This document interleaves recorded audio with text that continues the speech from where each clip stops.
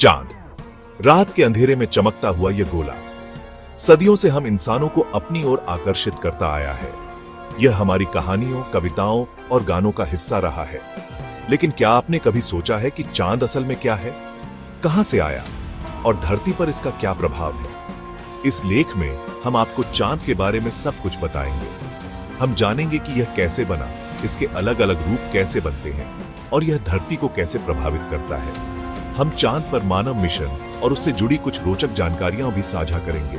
तो आइए शुरू करते हैं चांद के रहस्यों की इस अनोखी यात्रा पर। चांद के बारे में जानना न सिर्फ दिलचस्प है बल्कि महत्वपूर्ण भी है, क्योंकि यह हमारे ग्रह का एक अभिन्न अंग है और हमारे जीवन को कई तरह से प्रभावित करता है। चांद की उत्पत्ति कैसे हुई, यह जानने के लिए हमें अरबों साल पीछे जाना होगा। यह एक ऐसी कहानी है जो हमारे सौर मंडल के शुरुआती दिनों में छिपी हुई है, जब सब कुछ नया और अस्थिर था। वैज्ञानिकों का मानना है कि आज से लगभग 4.5 अरब साल पहले, जब हमारा सौर मंडल अभी नया नया बना था, तब धरती से एक बड़ा ग्रह टकराया था। इस ग्रह का आकार मंगल ग्रह के बराबर था और इसे थिया नाम दिया गया है। यह टक्कर इतनी भीषण थी कि इससे निकला मलबा अंतरिक्ष में फैल गया। इस मलबे में धातु, चट्टानें और अन्य तत्व शामिल थे, जो बाद में चांद के निर्माण में सहायक बने। समय के साथ गुरुत्वाकर्षण बल के कारण यह मलबा आपस में जुड़ने लगा और धीरे धीरे एक गोलाकार रूप लेने लगा। यह प्रक्रिया लाखों सालों तक चली और अंततः एक नया खगोलीय पिंड बना। यही गोला आगे चलकर चांद बना। चांद का निर्माण एक धीमी और जटिल प्रक्रिया थी, जिसमें कई चरण शामिल थे।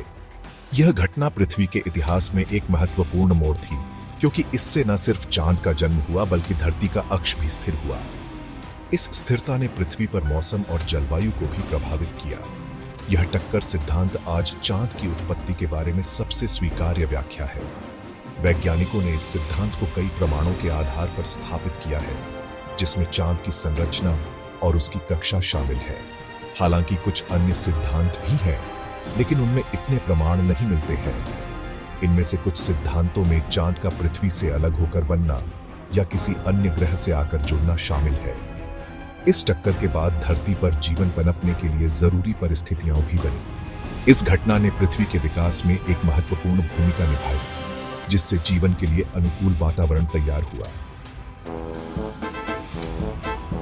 चांद हर रात अपना रूप बदलता रहता है। कभी यह पूरा गोल दिखता है, तो कभी आधा, और कभी तो बिल्कुल ही गायब हो जाता है। इन बदलते रूपों को हम चांद की कलाएं कहते हैं। लेकिन क्या आप जानते हैं कि चांद का अपना कोई प्रकाश नहीं होता है? यह सूर्य के प्रकाश को परावर्तित करता है। जैसे जैसे चांद पृथ्वी का चक्कर लगाता है, वैसे वैसे सूर्य का प्रकाश उस पर अलग अलग कोणों से पड़ता है। इसी कारण हमें चांद के अलग अलग आकार दिखाई देते हैं। जब चांद सूर्य और पृथ्वी के बीच में होता है तो हमें अमावस्या दिखाई देती है, और जब चांद पृथ्वी और सूर्य के साथ एक सीधी रेखा में होता है तो हमें पूर्णिमा दिखाई देती है। अमावस्या से पूर्णिमा तक पहुंचने में चांद को लगभग 29.5 दिन लगते हैं। चांद न सिर्फ रात के अंधेरे को दूर करता है, बल्कि धरती के समुद्रों में ज्वार भाटा लाने के लिए भी जिम्मेदार होता है। ज्वार भाटा का मतलब है समुद्र के पानी का ऊपर उठना और नीचे गिरना। यह सब होता है चांद के गुरुत्वाकर्षण बल के कारण। चांद का गुरुत्वाकर्षण बल पृथ्वी के पानी को अपनी ओर खींचता है। इससे समुद्र का पानी उस तरफ ऊपर उठ जाता है जहां चांद होता है। इसे ज्वार कहते हैं। इसके विपरीत धरती के दूसरी तरफ, जहां चांद का गुरुत्वाकर्षण बल कम होता है, वहां पानी नीचे गिर जाता है। इसे भाटा कहते हैं। इस प्रकार चांद के गुरुत्वाकर्षण बल के कारण धरती पर हर रोज 2 बार ज्वार और 2 बार भाटा आता है। ज्वार भाटा समुद्री जीवन के लिए बहुत महत्वपूर्ण होते हैं, क्योंकि ये पोषक तत्वों को समुद्र में फैलाने में मदद करते हैं। चांद पर कदम रखने का सपना इंसान ने सदियों पहले देखा था, लेकिन यह सपना साकार हुआ 20 जुलाई 1969 को, जब अमेरिका के अंतरिक्ष यात्री नील आर्मस्ट्रांग ने चांद पर पहला कदम रखा था।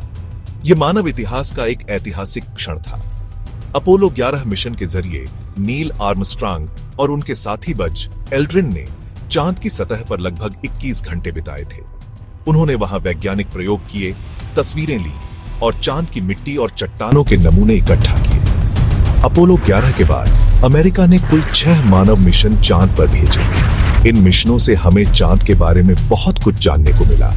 चांद पर जाने वाले आखिरी इंसान थे यूजीन सेरनैन और हैरिसन श्मिट, जो 1972 में अपोलो 17 मिशन का हिस्सा थे। चांद के बारे में कई रोचक तथ्य हैं जो शायद आपको नहीं पता होंगे। चांद हमेशा से ही मानवता के लिए एक रहस्य और आकर्षण का केंद्र रहा है। क्या आप जानते हैं कि चांद का व्यास धरती के व्यास का केवल 1/4 है? यह अंतरिक्ष में हमारे सबसे करीबी साथी के रूप में जाना जाता है। यह धरती का एकमात्र प्राकृतिक उपग्रह है और सौर मंडल का 5वां सबसे बड़ा उपग्रह है। इसके बिना हमारी रातें इतनी रोशन नहीं होती। चांद पर कोई वायुमंडल नहीं है, इसलिए वहां सांस लेना असंभव है। यही कारण है कि अंतरिक्ष यात्री विशेष सूट पहनते हैं। इसके अलावा चांद पर दिन और रात का तापमान बहुत अधिक होता है। दिन में यह तापमान 127 डिग्री सेल्सियस तक पहुंच सकता है, जबकि रात का तापमान -173 डिग्री सेल्सियस तक गिर सकता है। यह तापमान अंतरिक्ष यात्रियों के लिए एक बड़ी चुनौती है। चांद पर गुरुत्वाकर्षण बल धरती की तुलना में बहुत कम होता है। यही कारण है कि वहां चलना और कूदना इतना आसान लगता है।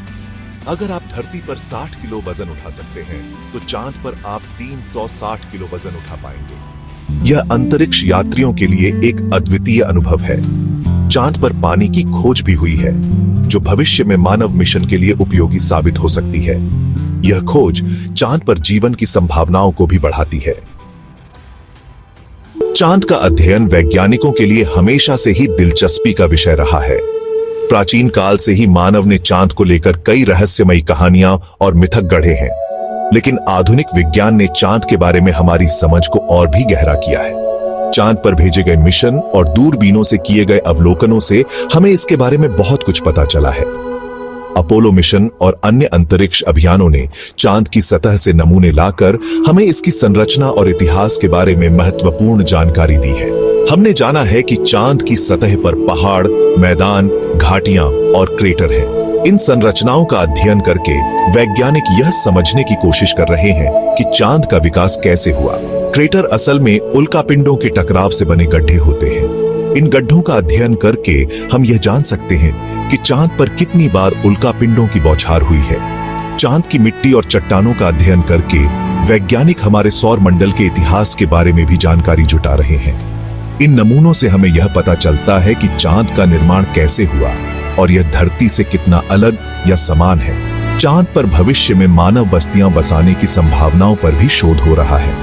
वैज्ञानिक यह देख रहे हैं कि क्या चांद पर जीवन के लिए आवश्यक संसाधन उपलब्ध है और कैसे हम वहां रहने के लिए संरचनाएं बना सकते हैं। यह एक चुनौतीपूर्ण काम होगा, लेकिन अगर हम सफल होते हैं तो यह मानव सभ्यता के लिए एक बड़ी उपलब्धि होगी। चांद पर बस्तियां बसाने से हमें अंतरिक्ष में और भी दूर जाने का मार्ग प्रशस्त होगा।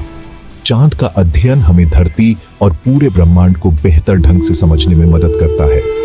यह हमें यह भी सिखाता है कि हमारे सौर मंडल में और भी कितने रहस्य छिपे हो सकते हैं, जिन्हें खोजा जाना बाकी है।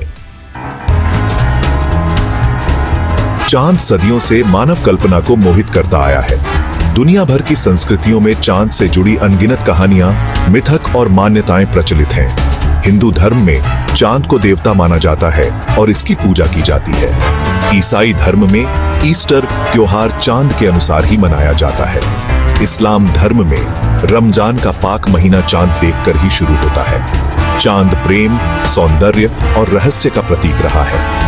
कवियों ने इसकी सुंदरता की तारीफ में कविताएं लिखी हैं, तो प्रेमियों ने इसे निहार कर एक दूसरे से अपने प्यार का इजहार किया है। चांद हमेशा से मानव कल्पना को प्रेरित करता रहा है और आगे भी करता रहेगा।